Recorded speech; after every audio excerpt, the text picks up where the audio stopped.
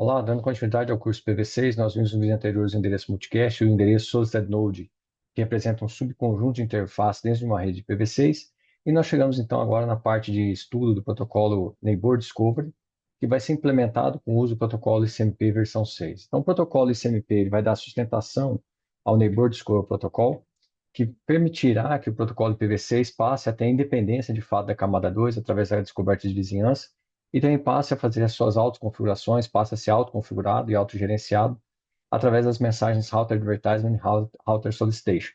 Então, nós sabemos que existem três tipos de configuração permitidas, né, que nós veremos de modo prático no próximo módulo. Nós temos a configuração Slack, que é uma configuração automatizada, onde nós temos um equipamento vinculado à rede, a uma rede camada 2. Possui aqui um roteador. Esse roteador que tem um prefixo configurado na sua interface. Estão pensando aqui a primeira interface com o prefixo 2001, DB8, café 1. Digamos que esse roteador seja o roteador de final 0. Então, nós temos um prefixo aqui de 64 bits definido por esse equipamento. E esse equipamento, então, de tempos em tempos, e no caso de equipamento Cisco, a cada 200 segundos, envia uma mensagem Router Advertisement. E dentro dessa mensagem Router Advertisement será inserido esse prefixo para que a máquina, né, que receba esse endereço possa se autoconfigurar, possa obter, por exemplo, nesse caso, um Global Unicast Address de forma automatizada. Essa máquina, então, ao receber essa mensagem, observa esse prefixo. Dentro dessa mensagem, Router Advertisement também vai informar que esse prefixo é um prefixo /64 e fará a sua autoconfiguração. Da mesma maneira, nessa mensagem Router Advertisement, por exemplo, será notificado que esse roteador pode ser utilizado como default gateway. Então, digamos que ele tenha também na sua interface o endereço FE80.2.2.1. Então, essa máquina, ao receber essa mensagem Router Advertisement, que faz parte do Neighbor Discovery Protocol, fará uma autoconfiguração. Então, digamos que ela obtém o endereço 2001 DB8, café 1, e atribua a si mesmo o endereço 150. Ela passará, então, a operar com esse endereço, tendo feito uma autoconfiguração pela mensagem Router Advertisement. É claro que no intervalo de 200 segundos, essa interface pode ser habilitada no intervalo de tempo intermediário. Então, ela vai usar uma mensagem Router Solicitation para que esse roteador possa, então, de fato, implementar e encaminhar para ela no momento seguinte a mensagem Router Advertisement, permitindo essa autoconfiguração. No entanto, quando nós fazemos essa autoconfiguração pelo método Slack, nós não temos informações adicionais, por exemplo, como nome de domínio, servidor Wins e assim sucessivamente. Então, nós podemos utilizar uma configuração Slack com servidor de DHCP stateless, ou seja, um servidor que não vai entregar o endereço IP em si, mas vai entregar as informações adicionais, né? Como eu disse, nome de domínio, por exemplo, sufixo nome de domínio, servidor Wins e assim sucessivamente. E nós temos uma terceira configuração, que é uma configuração stateful DHCP, ou seja, uma configuração feita por servidor DHCP que vai entregar inclusive o endereço IP. Lembrando que nesse tipo de configuração, nós não teremos como entrega do servidor DHCP o default gateway. O default gateway sempre será obtido através das mensagens Router Advertisement.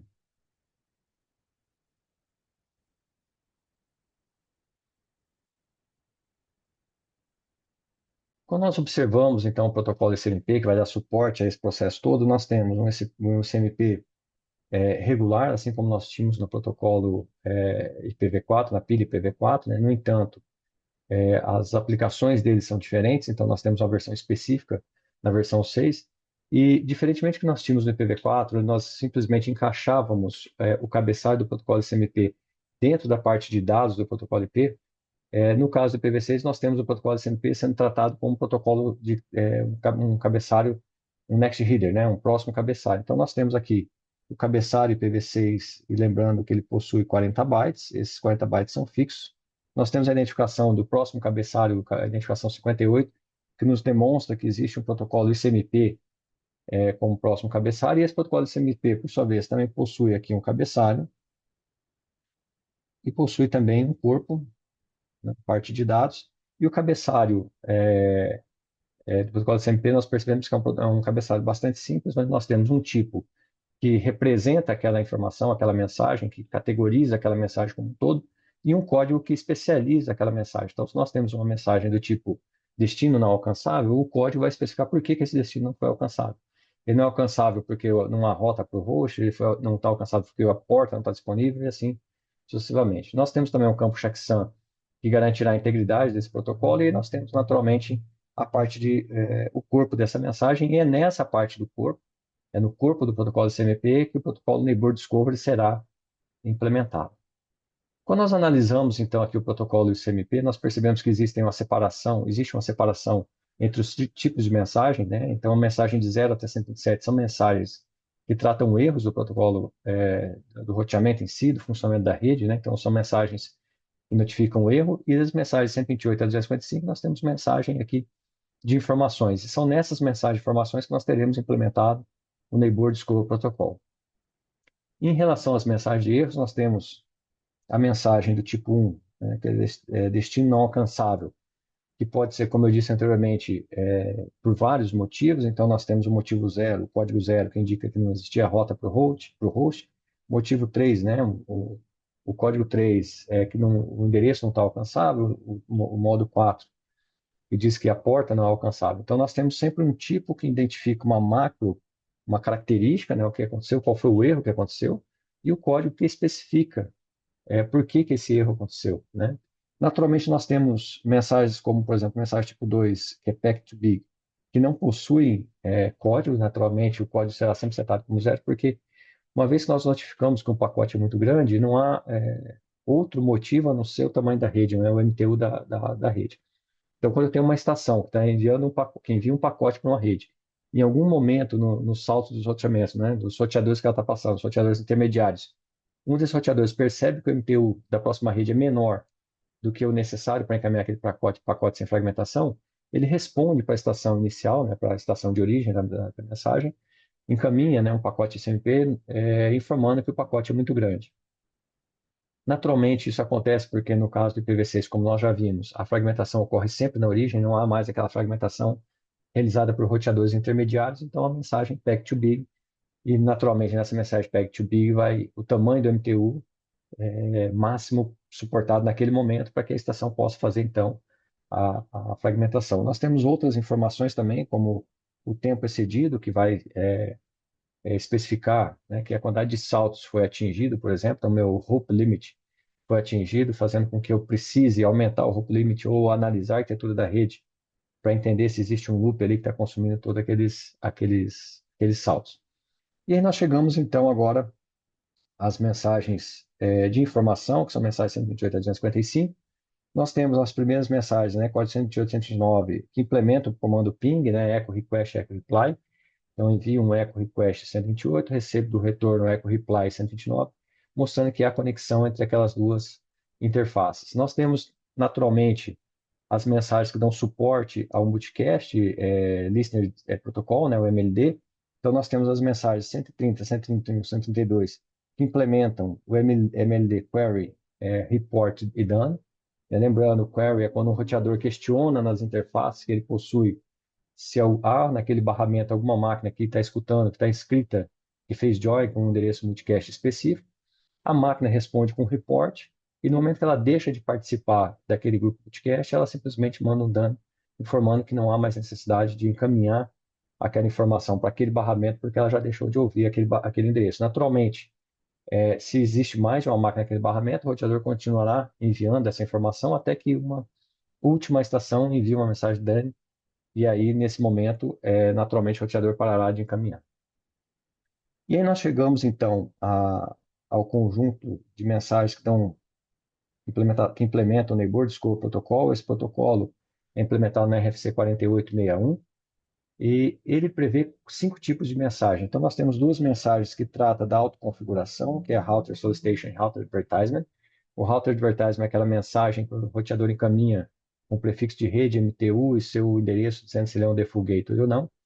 E Router Solicitation é o envio da mensagem de uma estação para um roteador para que ele envie novamente uma mensagem Router Advertisement. Nós sabemos que o Router Advertisement acontece em intervalos de tempos bem conhecidos e bem definidos. Então, no caso de equipamento Cisco, a cada 200 segundos.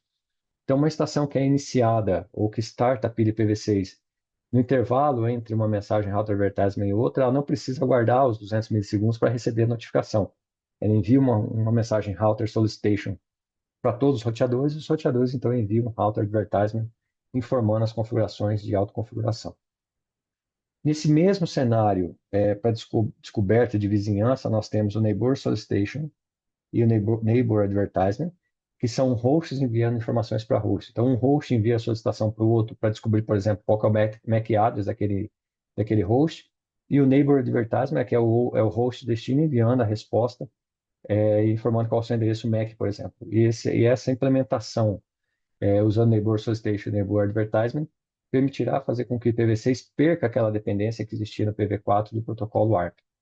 E nós temos o último tipo, que é a mensagem de redirecionamento, que permitirá aos roteadores indicar novas rotas para as estações que estão usando roteamento irregular. Naturalmente, quando nós temos esse tipo de característica, ou nós estamos com o equipamento que entrou em manutenção e nós precisamos ajustar alguma informação, e aí o outro roteador assumiu o full gateway, ou nós temos um problema de arquitetura, e naturalmente esse problema de arquitetura precisa ser solucionado para que essas mensagens de redirecionamento parem na minha rede, né? Naturalmente, elas existem para isso, para orquestrar e para ajustar o roteamento na rede, mas ela é uma mensagem indesejada.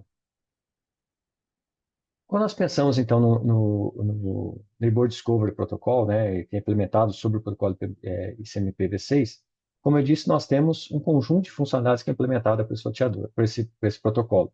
O primeiro deles é a resolução de endereço, que vai suprir aquela funcionalidade da tabela ARP, né? Então, no momento que uma estação precisa descobrir o MAC address, ela vai enviar uma mensagem Neighbor Solicitation, solicitando qual é o MAC específico de uma estação, e a estação que tiver aquele endereço MAC, aquele endereço IP específico, vai responder dizendo qual é o MAC address dela.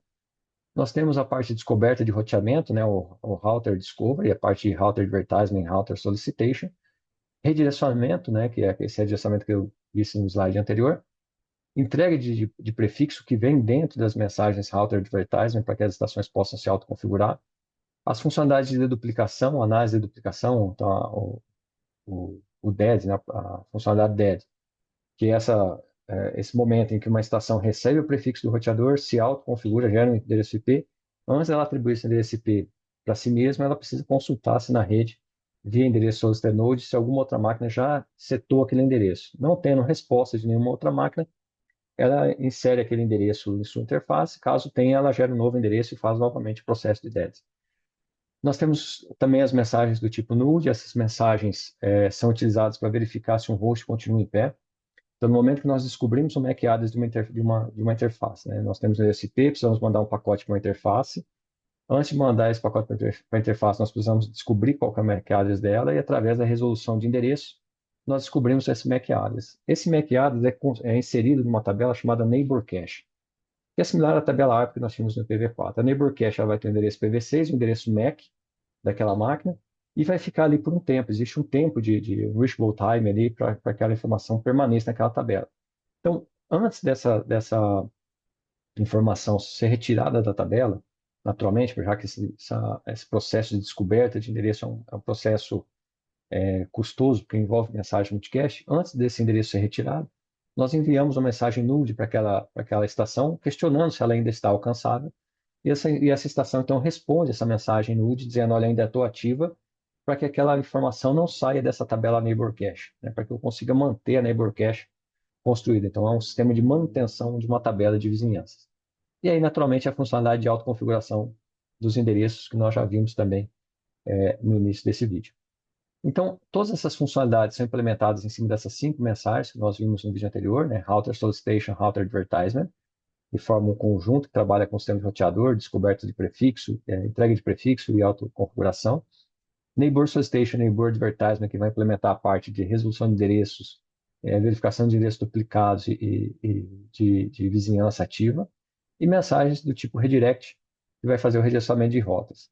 Todas essas mensagens possuem um conjunto de opções, né? E existem ao total 5 opções que podem ser incluídas dentro dessas mensagens, e cada mensagem suporta um conjunto específico, né, dessas opções. Então, nós temos a primeira opção, que indica qual que é o source link address, o endereço MAC da origem. Então, se a máquina está gerando um pacote IPv6, no momento que ela coloca dentro do Neighbor Discovery a informação do tipo 1, opção tipo 1, ela vai informar o seu endereço MAC.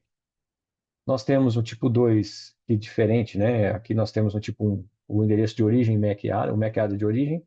No tipo 2, nós temos o MAC ADRESS de destino, né? O objetivo, o target a ser alcançado.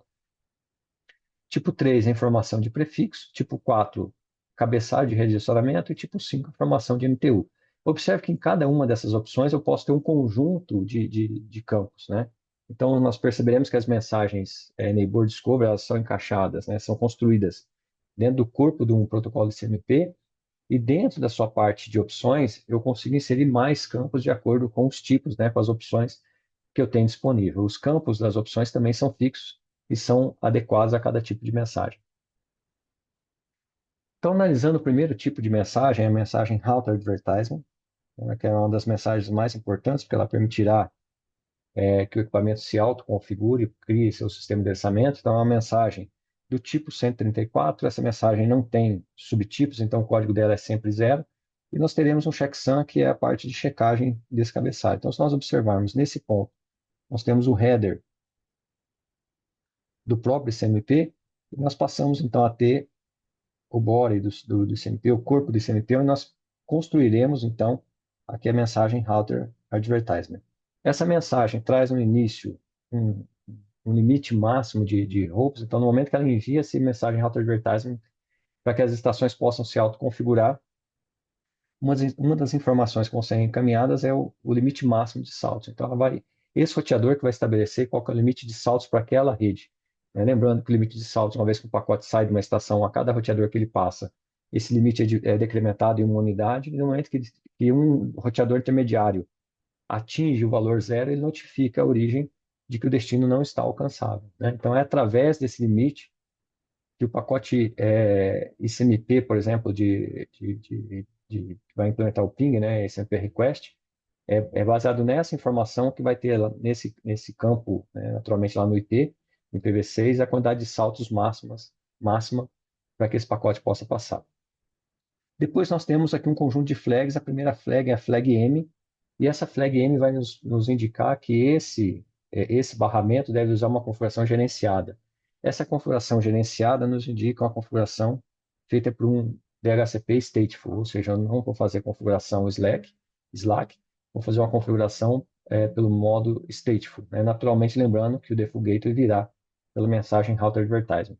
Nós temos uma outra opção, a opção O, que é conflitante, né, com a opção M, que é o que indica outras opções que nos leva à configuração de Slack mais um servidor de HCP stateless, onde eu vou fazer a configuração do endereço IP pela mensagem router advertisement, por prefixo que veio encaminhado, né? E aí, naturalmente, toda router advertisement ela carrega um prefixo dentro dessa mensagem. E uma vez terminada essa autoconfiguração, depois de feito o DED, é feita uma consulta para um DHCP stateless que nos vai informar, por exemplo, o endereço de domínio, sufixo DNS, assim por diante. Naturalmente, se ocorre uma ativação de ambas as mensagens, a mensagem M e a mensagem O, nós trabalharemos sempre com a mensagem mais específica, né? Então, quando nós colocamos a mensagem gerenciada, quando nós configuramos uma router advertisement com gerenciado, não importa se a flag O está ativa, ele vai usar um servidor DHCP stateful. Né? Se eu tenho o O ativo, naturalmente, e eu quero que trabalhe com o servidor DHCP stateless, eu não posso ter a flag M ativada. Uma vez que eu ativo a flag M, automaticamente eu faço com que a flag O pare de funcionar. Nossa próxima flag é flag H, que indica que esse roteador é um home agent. E lembrando, um home agent, né? Se eu tenho uma rede 1 vinculada a um roteador, e aí naturalmente nós temos uma rede 3. E nessa rede 3 tem uma estação B, na rede A tem uma estação A. Então, pensando na mobilidade do IPv6, digamos que essa máquina ela tem o endereço 2001, TB8 Café 11. Sempre que essa máquina precisa trafegar, né, com dados para essa estação, ele enviará a informação para esse roteador, e esse roteador naturalmente fará o roteamento para a estação final. No entanto, pode acontecer que em algum momento essa estação se desloque para uma outra rede, então aqui é a rede 1, se desloque para uma rede 2, e aí ao se deslocar para essa rede 2, ao mover-se para essa rede 2, né, nós teríamos aqui então a estação vinculada, então aqui é a mesma estação A, né, ela deixa de figurar na rede 1 e passa a figurar na rede 2, onde o endereço dela, por exemplo, é 2001 DB8 BIF 1.2.1. E a partir desse momento, então, sempre que a estação B tentar alcançar a estação A, ela não vai conseguir alcançar, porque esse pacote será roteado, mas não há mais uma interface aqui dentro representando esse endereço IP, porque ela se moveu para uma rede 2. Então, naturalmente, quando isso acontece, essa estação A encaminhará uma mensagem para esse roteador, informando que ela se moveu de rede, e esse roteador, então, passará a se comportar como um home agent dessa estação.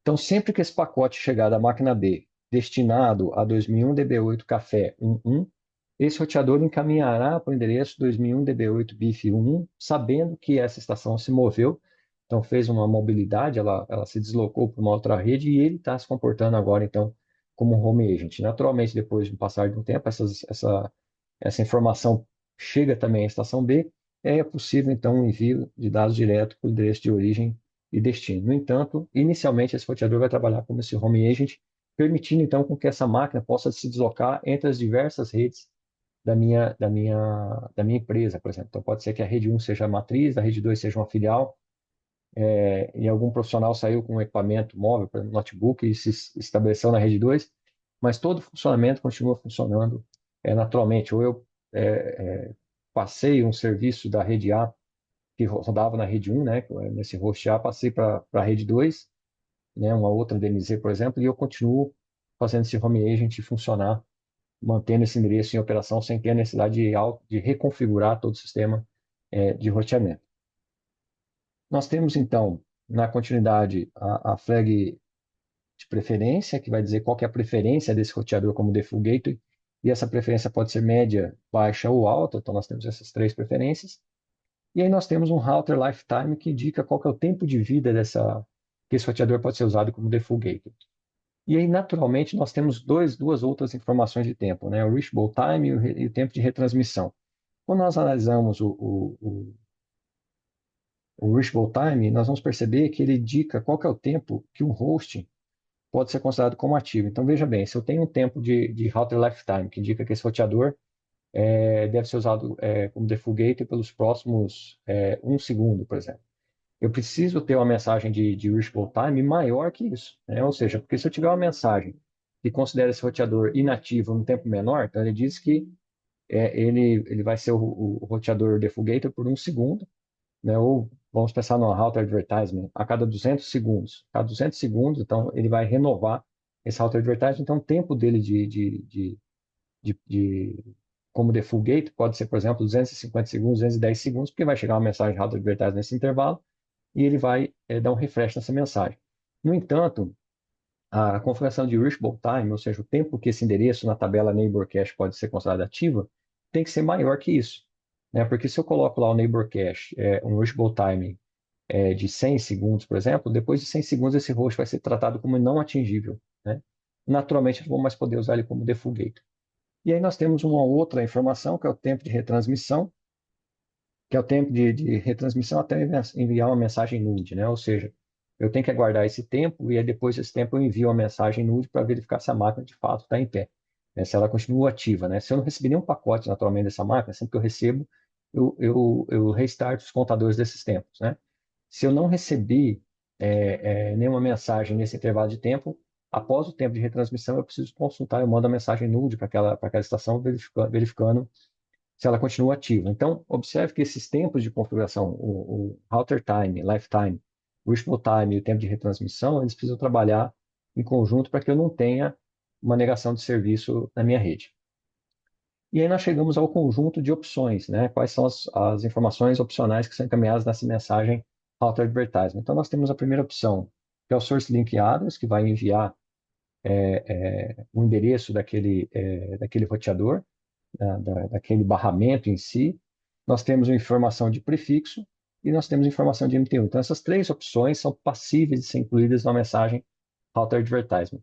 E quando nós olhamos a informação de prefixo, aí, observando que quando nós falamos em prefixo, nós temos um conjunto maior de informações a serem enviadas, né? Como eu disse, cada opção traz um conjunto maior de informações. Então, nossa primeira informação dentro dessa opção de prefixo é as flag, né? É um flag link, e essa on flag link indica que aquela mensagem Router Advertisement que está andando sobre aquele barramento, informando um prefixo específico, ela indica que aquele prefixo faz parte daquele barramento. Então, se nós temos, acho que desenhando vai ficar mais simples de enxergar. Então, se nós temos uma estação, um Cloud on Switch e um roteador, e esse roteador envia uma mensagem Router Advertisement, dentro dessa mensagem Router Advertisement vai existir um prefixo configurado.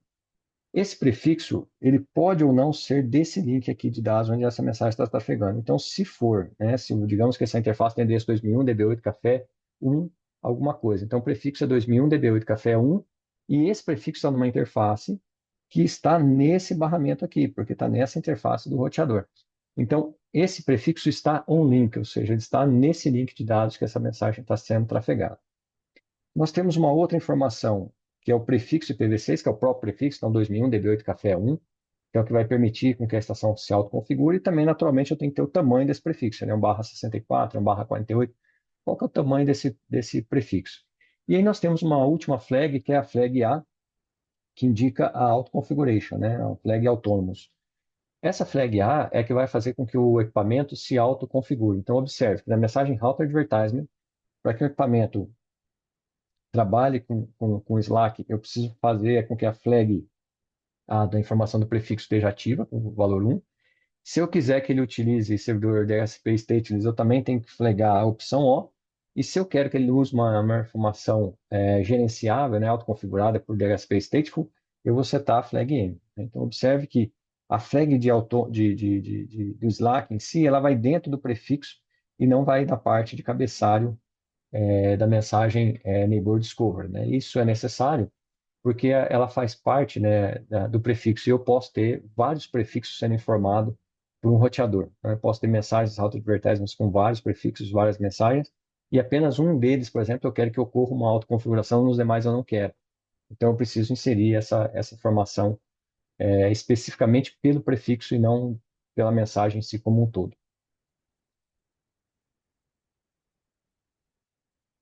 Então, aqui nós temos uma captura de pacotes feita numa rede, né, que nós tínhamos IPv6 sendo executado. Então, observe que nós temos aqui o protocolo IPv6 com 40 bytes específicos, né, com endereço de origem e destino. Dentro dele, nós temos como next header o protocolo CMP-V6. Esse protocolo envia uma mensagem Router Advertise, uma mensagem tipo 34, né, sem código, código é zero, porque não existe variações. E aí o checksum. Então, até esse princípio, até esse momento aqui, nós temos o cabeçalho do protocolo CMP.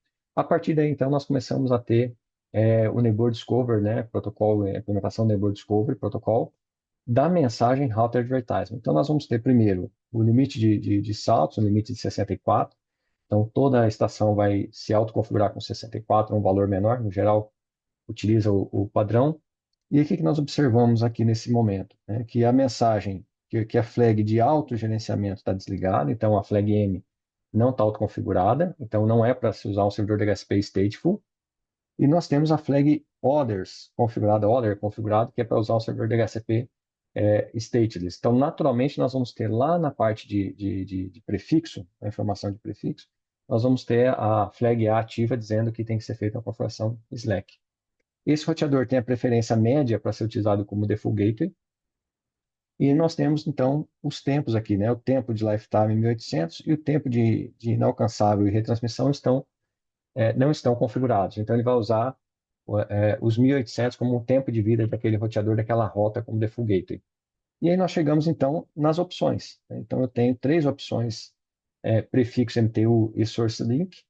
E se nós abrirmos aqui, então, essas informações, então, clicando aqui, né, para que abra cada uma dessas opções, nós temos as três opções abertas aqui. Então, a primeira opção, que é o prefixo, a informação do prefixo, nós temos um prefixo de tamanho 64.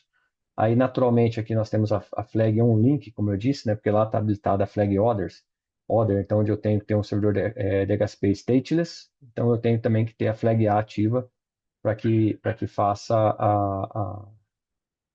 a configuração. Né? Aí, no caso, a linha de baixo aqui, né? Autonomous Address Configuration Flag A. E aí nós temos, então, que esse prefixo está sendo propagado naquele barramento, faz parte daquele barramento, então é a interface do roteador que está naquele barramento em si. E aí nós temos também os tempos, né? A configuração dos tempos aqui de validade e tempo de preferência, né? Os tempos vinculados com aquele prefixo. Abrindo, então, agora a informação de MTU, né? Nós temos aqui o MTU 1472, para esse prefixo aqui específico, né? De rede. Então, esse MTU 1472 é uma mensagem do tipo SYN. E abrindo, então, aqui, por último, né, o campo opções de Source Link Address, nós vamos ter aqui, de fato, o MAC address desse roteador. Então, um roteador que enviou essa mensagem Router Advertisement também envia seu MAC address para que seja já criado na tabela. Então, observe, a estação recebeu uma Router Advertisement, ela vai usar o FE81, por exemplo, como default gateway, né, nesse caso aqui, o endereço desse roteador como default gateway, mas qual que é o MAC address? Ela teria que fazer, então, um neighbor, né, uma descoberta de vizinhança. Para não fazer essa descoberta de vizinhança, na mensagem Router Advertisement já vai o MAC address dessa estação para que ele possa preencher na tabela neighbor de vizinhanças, né, a neighbor cache, o cache de vizinhança, o endereço IP, porque ele já obteve o endereço IP que está usando, inclusive, como default gateway, e já preencher também o MAC address, né, não tendo a necessidade de fazer uma consulta, uma descoberta de endereço, como acontecia no protocolo IPv4 usando o protocolo ARP.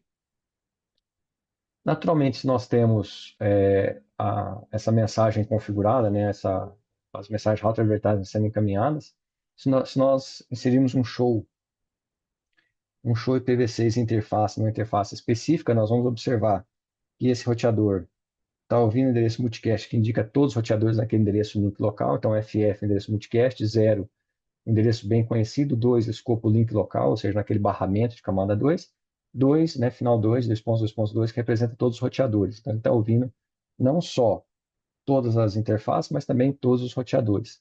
E aí, naturalmente, ele vai ter, dentro dessa informação, as informações do neighbor discover, né, das mensagens router advertisement. Então, sempre que nós olharmos, dermos um show numa interface cujo roteamento unicast está ativo, nós vamos ter aqui, então, as informações, por exemplo, do tempo de reachable, né, ou como é que foi criada, se os ICMPs redirects estão habilitados ou não, e assim sucessivamente. Então, isso faz parte da configuração desse equipamento, nós conseguimos ver essas configurações ao dar um show, a exibir um show de uma interface específica. Naturalmente, se eu tenho uma mensagem router advertisement, eu tenho uma mensagem router solicitation, para que uma estação possa solicitar uma informação de um determinado roteador. Então, lembrando, nós temos um tempo de 200 segundos entre uma mensagem e outra, uma estação que starta uma interface. Entre esse intervalo, envia uma mensagem router solicitation pedindo para que os roteadores devolvam para ela uma mensagem router advertisement. Da mesma forma, nós temos então, uma mensagem do tipo 133 com código 0, né? Não tem subtipos, checksum, até que nada de novidade, então um header do ICMP, e aí no body do ICMP nós teremos a implementação do Neighbor Discover Protocol da mensagem router solicitation.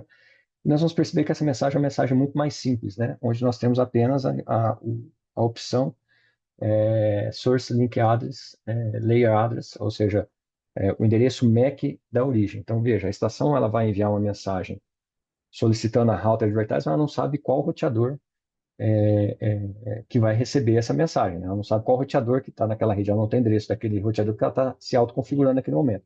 Então, ela vai enviar uma mensagem para todos os roteadores. Quando ela envia essa mensagem para todos os roteadores, naturalmente o roteador teria que fazer uma descoberta, já que ele não teve contato com essa estação no momento anterior, teria que fazer uma descoberta para descobrir qual que é o MAC address dela. Então, para que esse roteador já possa preencher sua neighbor cache, esse endereço MAC já é enviado na mensagem router solicitation, ou seja, me devolva uma router advertisement e meu MAC é esse. Então, o roteador já consegue preencher na sua neighbor cache o endereço IP, né, que está vindo naturalmente com esse pacote, e também já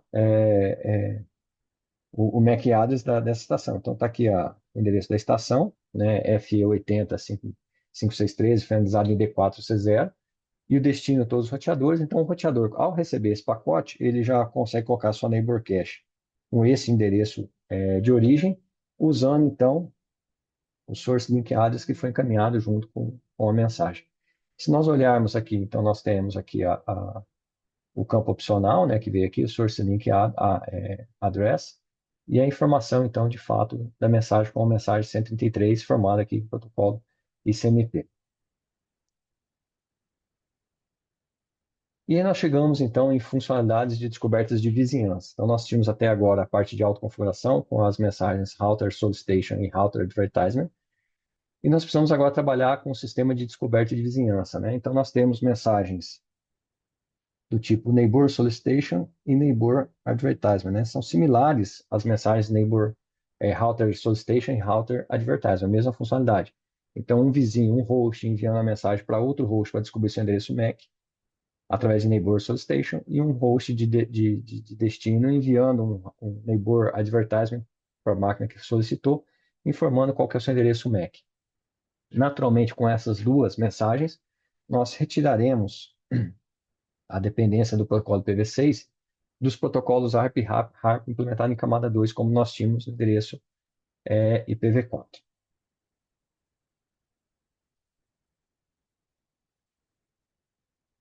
Naturalmente, quando nós pensamos isso, né, comparando o IPv4 com o IPv6, nós tínhamos no IPv4 o envio de uma mensagem Ethernet, o protocolo ARP, dentro da parte de dados desse quadro, né, desse quadro Ethernet, e dentro desse quadro o endereço no campo, né, e um dos campos do ARP e o endereço IP do destino, e aí vinha uma mensagem ARP de volta com o MAC address completado, né? Então nós tínhamos um funcionamento totalmente em camada 2. Então, se nós olharmos essa mensagem, nós temos aqui uma mensagem naturalmente de camada de enlace. No entanto, se nós olhamos aqui para o endereço IPv6, nós temos mensagem totalmente de camada de rede. É óbvio que essa mensagem será enquadrada num quadro Ethernet, mas esse quadro Ethernet é apenas o quadro que vai encaminhar essa mensagem IPv6. Né? Eu não tenho uma funcionalidade descoberta dentro da camada 2, como nós tínhamos no caso do protocolo ARP. Né? Então, nós temos um quadro Ethernet que abarca dentro de si um cabeçalho IPv6 de 40 bytes, cujo próximo cabeçalho é um cabeçalho CMP, com as mensagens Router Solicitation ou Router Advertisement. Então, um funcionamento totalmente em cima de camada 3. Né? Não tem mais a ideia do uso da camada 2. Comparando ambos os cenários, nós tínhamos aqui no caso do ARP mensagem broadcast, agora nós temos mensagem multicast. Aí, lembrando, multicast vai usar o endereço solicited node, então vai atingir só um subconjunto de interfaces, e não todas as interfaces daquela rede. Nós não tínhamos capsulamento de camada 3, né, do IPv4, nós temos um encapsulamento de IPv6, naturalmente, na rede IPv6. O nosso destino IP, né, esse destino não existia, porque não trabalhava em camada 3, então o que tinha ali era um quadro que era enviado para broadcast para todas as interfaces, e nós utilizaremos, no caso do IPv6, o endereço solicited node, ou seja, né, tentando atingir aquele subconjunto de interfaces que potencialmente tem o endereço que eu preciso descobrir o MAC address. E aí, naturalmente, usa HARP ou ICMPv6, né? Então, no nosso cenário IPv4, nós tínhamos uma mensagem que precisava descobrir o endereço de um target específico, era enviado, então, um quadro broadcast. Esse quadro era replicado em todas as interfaces e o destino, então, por sua vez, respondia para a estação de origem, informando qual que é o seu MAC address. Né? Então, atualmente, nós temos aqui uma sobrecarga de quadros rodando na rede. Naturalmente, essa sobrecarga ela vai gerando uma degradação da rede natural. Né? Quanto maior a quantidade de máquinas no barramento, maior a sobrecarga gerada, maior a degradação. No caso do IPv6, naturalmente a gente tem um aumento, nós temos um aumento do cabeçalho, nós temos um aumento das mensagens multicast, então nós temos uma sobrecarga também do próprio funcionamento do protocolo. Mas no caso da descoberta específica de endereço, essa sobrecarga é reduzida porque nós enviamos um pacote da estação de origem somente com o endereço solicited node, onde está o endereço destino. Então, se nós observarmos uma rede pequena, né, vamos imaginar uma rede com prefixo 2001, DB8, café 1. Então, nós teríamos a primeira interface 1, a interface 2, a interface 3, 4, e assim sucessivamente. Digamos que essa rede tivesse 255 hosts, ou 200 hosts, por exemplo. Talvez nós pararíamos aqui no 200. Então, se eu quero descobrir, por exemplo, digamos que essa máquina A aqui seja o final 1, então aqui seja o endereço da A, e aqui no 150, mais ou menos, seja o endereço da máquina D que eu quero atingir aqui. Então, qual que é o endereço solicited node que nós vamos enviar? Né? Então, vai ser o endereço FF0 02, 00001, FF, e os últimos 24 bits que representam um endereço em potencial, né? Então, naturalmente, ele vai acabar com o valor 150, né? Então, vai ter 24 bits e os últimos bits vai representar o valor 150. Nessa rede como um todo, nós só temos uma máquina participando desse grupo multicast, porque a primeira máquina, o último bit é 1, a outra, a segunda bit é 2, depois 3, depois 4, 5, 6, 7, 8 e assim sucessivamente. Então, apenas uma terá o 150 naquele barramento, naquela subrede, como bit final. Então, essa mensagem ela será encaminhada apenas, né, e aí, lógico, o switch vai fazer a operação em camada 2 usando um quadro 3333, né, então vai acontecer uma mensagem multicast, naturalmente, né, em camada 2 também, mas vai atingir apenas esse host D, e esse host D, então, vai reportar para o host A similar ao que acontece com a mensagem unicast. É claro que se essa rede começa a crescer, ou se nós começarmos a trabalhar com endereços cujos os últimos 24 bits começam a colidir entre si, nós teremos mais máquinas sendo atingidas por essa mensagem multicast. Mas, naturalmente, quanto maior a rede, maior o benefício que o multicast traz para essa rede em relação ao que nós tínhamos no protocolo ARP. E aqui, então, nós temos a mensagem de fato, né, Neighbor Solicitation. Nós temos aqui a mensagem do tipo 135, o código 0 e o checksum, aqui o cabeçalho ainda do CMP. No corpo do CMP, nós teremos a mensagem, né, do Neighbor Discovery Protocol, o Neighbor Solicitation específico, onde nós temos aqui o Target Address, né? O Target Address é exatamente o endereço IPv6 que eu quero descobrir, é um endereço MAC. Então, eu tenho o endereço, digamos que da máquina, eu preciso chegar na máquina 201, DB8, café 1, no nosso caso lá era 150, né, no exemplo passado. Eu preciso atingir essa máquina, e eu não sei qual que é o MAC address dela. Então, junto com essa informação do target que eu quero enviar, eu vou criar um pacote, então, o endereço solicitor node, cujos últimos 24 bits, né, 150 faz parte, vai atingir aquela estação específica, mas eu já envio nessa mensagem o MAC address da origem, porque naturalmente pode acontecer dessa estação que está recebendo a estação 150 não ter o endereço MAC address da estação de origem. Então, ela teria que mandar também o Neighbor Solicitation para o endereço Solicited Node da estação de origem. Então, nessa mensagem Neighbor Solicitation, nós já enviamos o MAC address da origem para que a estação de destino possa retornar uma mensagem unicast, né? Já preenchendo então a sua tabela Neighbor Cache. E aí, naturalmente, a mensagem Router Advertisement vai ter o endereço Target Address, aqui continua sendo endereço de destino, né? Então, era o endereço que era para ser atingido 2001, DB8, café 1, 150. E nós mandamos aqui, então, na parte de opções, o target, o endereço MAC address do destino, né? Então, esse MAC address aqui representa esse endereço IP. Então, aqui nós estamos tratando a informação totalmente da estação de destino, né? Naturalmente, ela montou a sua Neighbor Cache com a mensagem Neighbor Solicitation, que trazia o MAC address da origem. Ela montou e conseguiu agora, então, responder o quadro, a informação completa, né? O seu target address e qual que é o seu MAC address. Nesse momento, então, a estação inicial recebeu essa mensagem, ela preenche o Neighbor Cache e agora consegue enviar quadros, então, para a estação B. Dentro da mensagem Neighbor Advertising, que é a mensagem do tipo 136, nós temos três informações adicionais. Primeiro é o bit R, que indica se essa mensagem é proveniente de um roteador, ou seja, se é um roteador que está respondendo essa mensagem. O bit S indica se essa mensagem é resposta a uma mensagem solicited node ou não, né? Porque nós podemos usar essa mensagem para outras funcionalidades, por exemplo, que não necessariamente uma resposta de descoberta de endereço. E nós temos a flag O, que é uma flag de sobrescrita, né? Um override, ou seja, sobrescreva sua neighbor cache com essas informações.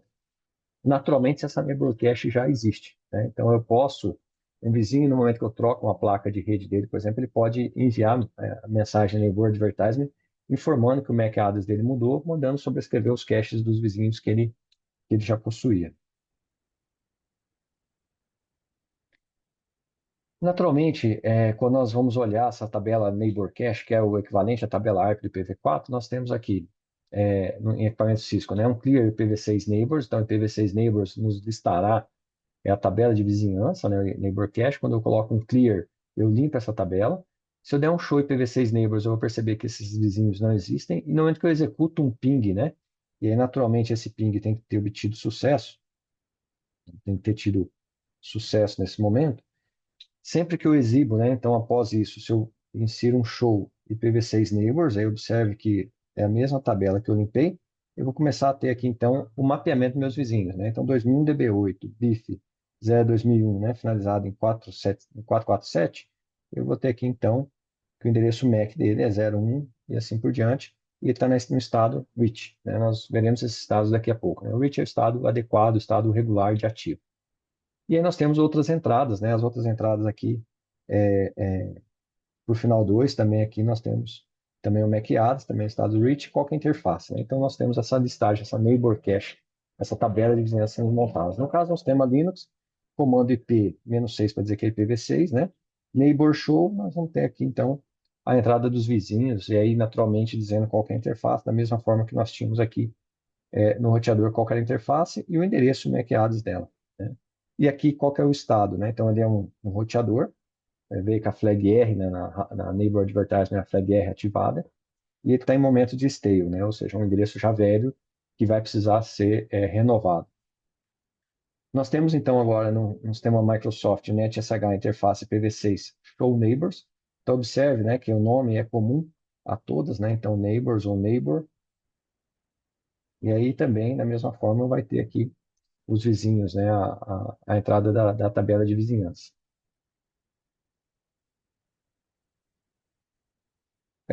No caso da Neighbor Cache, em alguns momentos, pode ser que nós, em roteadores, nós precisemos depurar se a informação está chegando corretamente, né? Pode ser que essa mensagem Route Advertisement não tá aparentemente funcionando, então nós podemos habilitar o modo debug. Deixa eu pegar a linha aqui para ficar mais fácil de riscar. Então nós podemos habilitar o modo debug IPv6 Neighbor Discover. Uma vez que nós fazemos isso, nós começamos a ter as traps do envio das mensagens sendo é, impressas no terminal. Então, o terminal que está ativo vai começar a receber essas traps, né? Vamos perceber que ficará até difícil de digitar comandos ali, porque vai começar a enviar. E aí nós vamos ter as informações, em vez de nós ficarmos colocando um sniffer, por exemplo, para entender o que está acontecendo na rede, nós podemos analisar pelo próprio roteador. Então, aqui ele está enviando a mensagem router advertisement com MTU de 1500, passando o prefixo que nós, teoricamente, queremos.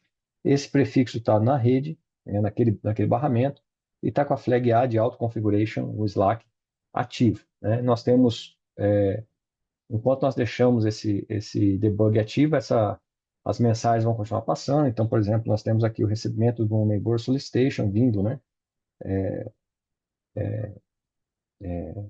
Recebido, né? Pela interface Gigabit 000, vindo de 2001 DB8 Café, né? E 447 o final. E aí nós vamos ter depois a resposta, né, dessa mensagem auto-advertisement, assim sucessivamente. Sempre que nós queremos parar esse modo debug, nós podemos desligar o debug. Então, assim, como tudo, né, no ambiente Cisco, eu ativo o comando, para eu desativar eu coloco um no na frente. Então, se o comando é debug IPv6NC, eu posso colocar no debug IPv6ND para desligar o debug no debug discovery. Se eu quiser desligar todos os debugs de uma vez, no debug all, nós paramos o debug de todos os protocolos que estiverem sendo analisados. Então, aqui nós chegamos aos estados dos endereços da Neighbor Cache, né? Então, no início, a entrada não existe, né? Esses são os estados que o endereço passa durante a Neighbor Cache. Então, inicialmente, esse endereço não está ali. No momento que eu envio a mensagem Neighbor Solicitation para descobrir esse MAC address, ela passa para um sistema incompleto, porque eu tenho endereço IP de destino, mas não tenho MAC address. Uma vez que ocorre a resposta dessa mensagem Neighbor Solicitation com uma mensagem Neighbor Advertisement, eu passo a ter um endereço do tipo reachable, né? Ou seja, um endereço alcançável, um endereço ativo, que é o estado que a tabela toda deveria estar. Esse é o estado ideal, né? Se eu não tenho resposta depois de 3 Neighbor Solicitation, essa entrada passa a não existir, né? Então, na retirada é sinal que o vizinho não é alcançável. Depois de um tempo, né, lembrando que nas mensagens de Route Advertisement existe um reachable time. Sempre que esse reachable time é atingido, né, e eu não tenho mais pacotes dessa máquina chegando, quadros dessa máquina chegando, né, eu não recebi, por exemplo, nenhuma neighbor advertisement, né, não veio nenhuma delas, a minha informação passa para o modo stale. O meu endereço naquela tabela passa para o modo stale, ou seja, um endereço já velho. Quando ela passa para o endereço velho, é sinal que há uma tendência desse endereço sair da tabela. Naturalmente, nós conseguimos ainda mandar pacote, porque essa entrada, apesar de ser uma entrada velha, é uma entrada que não foi renovada recentemente. Se esse pacote tiver resposta, naturalmente isso vai passar para o estado ativo. Então, eu estou no modo stale. No momento que eu envio um pacote, né, eu atinjo esse pacote, né, então eu enviei um pacote. Né, estou no modo stale, eu envio um pacote para essa estação, para uma informação específica. Quando eu faço isso, esse endereço entra em modo delay, quer dizer, eu estou aguardando uma resposta. Essa resposta vindo, a minha entrada volta a ter o estado reachable. Se ela não retornar, ou seja, provavelmente essa máquina foi desligada ou não está mais alcançável, eu estou com um problema na rede em si, nós vamos aguardar 5 segundos esse endereço vai passar para o estado probable. E aí observe que nós estamos fazendo tudo para não retirar esse endereço da tabela, porque a descoberta assim como tinha no IPv4 também, é um processo caro. Então nós fazemos de tudo para que esse endereço não saia da tabela. Uma vez que ele passa para o modo probable, né, nós já não enviamos mais pacotes regulares para essa estação e começamos a enviar neighbor solicitation aguardando um neighbor advertisement. Se esse neighbor advertisement volta, é recebido, ele volta então para o reachable, estado reachable, acontece de voltar para cá. Caso não volte, nós enviamos 3 mensagens neighbor solicitation e após 3 mensagens neighbor solicitation, essa mensagem é retirada então da tabela. Então, observe que nós tentamos ao máximo evitar retirar desse endereço da tabela para que elas mantenha ali. No entanto, no momento que a máquina não é alcançável mais, ele passa a ser uma entrada inexistente. E aí nós temos uma outra tabela, né? Veja, nós temos a tabela Neighbor Cache, que mapeia IP MAC, e nós temos uma outra tabela chamada Destination Cache, que é uma tabela de apoio ao sistema de roteamento. Então, no momento que nós trocamos informações com um endereço específico, né? No caso aqui um ping-6 www.google.com numa máquina Windows, se nós analisarmos depois, né, via comando netsh interface pv6 show destination cache, nós vamos perceber entradas específicas para esses endereços que nós estamos pingando. Então, o endereço do Google 208, 2800, né, 2800, final 2004. Então, aqui nós temos 2800, final 2004. Então, a saída desse pacote, o próximo salto é FE81. Então, naturalmente, eu vou ter minha tabela de roteamento, vai ter um default gateway, e provavelmente o default gateway era esse endereço aqui. Mas pode acontecer de eu ter outros endereços sendo utilizados na minha rede, né, e eu só ter o default gateway da tabela de roteamento. No momento que nós vamos trafegando dados com as diversas máquinas em redes diferentes, nós vamos descobrindo quais são os roteadores que fazem esse envio. E aí nós vamos preenchendo essa tabela Destination Cache para melhorar o sistema de roteamento, já que a configuração de rota vem automática. Então, teoricamente, né, não tendo intervenção manual, vem lá o default gateway. Em algum momento, essa estação ela pode receber um redirect de um default gateway, e esse redirect, então, vai fazer com que uma tabela Destination Cache seja preenchida para que a próxima rota use, então, aquele redirecionamento que foi indicado pelo roteador principal, fazendo, então, com que a minha rede se autoconfigure. Naturalmente, mensagens redirects elas são mensagens indesejadas numa arquitetura de rede. Então pode acontecer de ter uma falha de arquitetura. Mas a tabela Destination Cache vai nos apoiar nesse sentido de evitar com que essas rotas sejam baseadas sempre na rota default. E aqui então nós temos, né, nesse cenário todo, apenas a exemplificação que nós estamos dizendo desde o início do vídeo, do protocolo DEAD e NUDE, né, das mensagens DEAD e NUDE. A mensagem DEAD, como eu disse, a estação ela recebe um router advertisement, né, informando qual que é o prefixo de rede daquele barramento. Essa estação, então, ela gera um endereço, né, para ela e, naturalmente, ela pode gerar um outro também aqui no Global Unicast Address. Aqui nesse exemplo, ela está trabalhando com um link local. Então, ela recebeu, né, um router advertisement aqui e no momento que ela vai se autoconfigurar, seja com Global Unicast Address ou seja com endereço link local, nesse caso com endereço link local, ela precisa tentar para verificar, né, precisa validar se esse endereço pode ser atribuído a ela ou não. Então, ela monta um pacote IPv6, né, uma mensagem DED com um ICMP, né, um Neighbor Discovery. Então, vai ter um pacote IPv6 com um ICMP implementando um Neighbor Discovery Protocol ali dentro, fazendo uma mensagem DED. Essa mensagem DED, naturalmente, é uma mensagem de Neighbor Solicitation, uma mensagem de, de descoberta de vizinhanças, né? Nessa mensagem, então, ela vai enviar o endereço multicast solicited node, observe, então, FF02 e aqui FF, então, a mensagem solicited node, para o final 7086, na verdade são os 24 bits, né? Mas o 7086 é o endereço dela, então todas as máquinas que os últimos 24 bits têm potencial de possuir esse endereço, ela envia essa mensagem e starta um timer. Se esse timer for atingido e ela não recebeu nenhuma resposta, esse endereço é atribuído a essa interface. No entanto, se durante esse intervalo de tempo essa máquina recebe uma mensagem neighbor advertisement, né, ou seja, uma mensagem de retorno, informando que alguma máquina já possui aquele endereço, ela vai gerar um novo endereço e continuar fazendo as tentativas pela funcionalidade DED. E a funcionalidade de NUDE, de tempos em tempos, né, para verificar se a vizinhança está ativa, ela também monta uma mensagem Neighbor Solicitation, informando também o endereço a ser atingido, e essa máquina responde, então, se ela está ativa ou não, e é feito, então, um refresh na tabela Neighbor Cache, né, na tabela de vizinhança. E aí chegamos finalmente ao último tipo de funcionalidade, que é o redirecionamento, né? Então, o redirecionamento, como eu disse anteriormente, representa, a princípio, potencialmente uma falha de arquitetura, e no nosso caso aqui nós temos realmente uma arquitetura não recomendada. Nesse cenário, nós temos aqui, então, uma estação PC1 que usa como default gateway o roteador FE81, que naturalmente é o roteador que dá acesso à internet. Então, a rota default está correta, ou seja, no geral, os endereços que eu não conheço são endereços de internet, eu vou sair pelo roteador que dá acesso à internet. No entanto, nós temos uma filial aqui do outro lado, que tem o PC2, aí digamos que aqui tem a rede 201 DB8 BIF1, por exemplo, e aqui uma rede 64.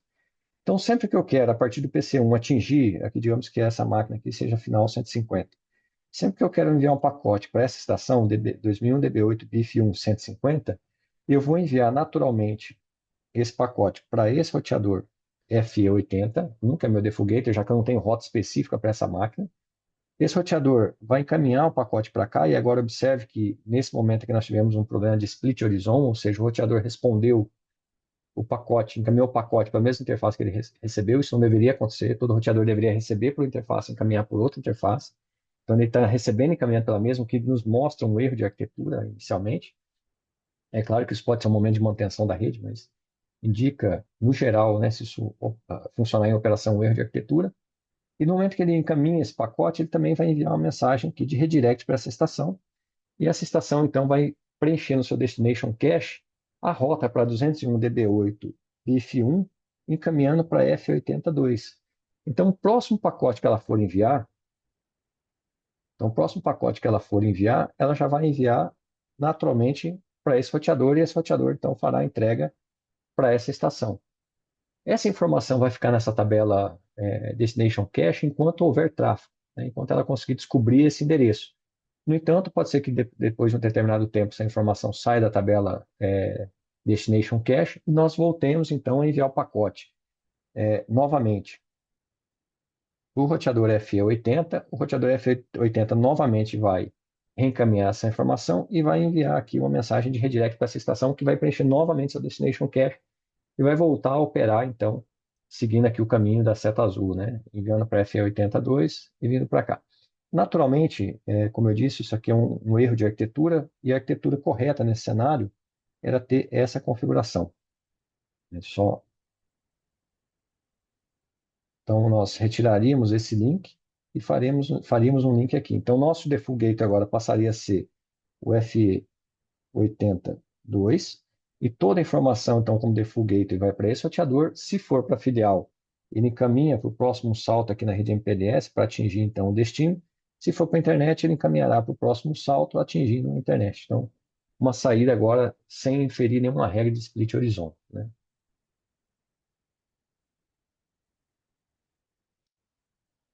Aqui nós temos a representação da mensagem Neighbor Discovery, né, para redirecionamento. Observe que é uma mensagem do tipo 137, aqui o cabeçalho do ICMP. Depois nós temos o corpo do ICMP, e aí nós temos aqui o target address, né, a mensagem, o endereço-alvo, o endereço destino que está sendo trafegado. E o que é importante é nós observarmos que vem um cabeçalho aqui nessa mensagem. Para que serve esse cabeçalho? Para que nós possamos descobrir qual que é o MTU daquele destino, né? Para verificar se a máquina precisa ou não reajustar seu MTU. E também vem aqui o Target Link Address, né, que é o endereço MAC do Default Gateway, né, do gateway, que deveria ser usado a partir daquele momento. Com isso, então, a máquina consegue preencher a sua tabela de, de roteamento auxiliar, né, seu Destination Cache, a tabela auxiliar, fazendo então com que o roteamento passe a operar corretamente. E assim nós chegamos então ao final do módulo aqui de endereçamentos e funcionalidades e aguardo vocês então no próximo vídeo.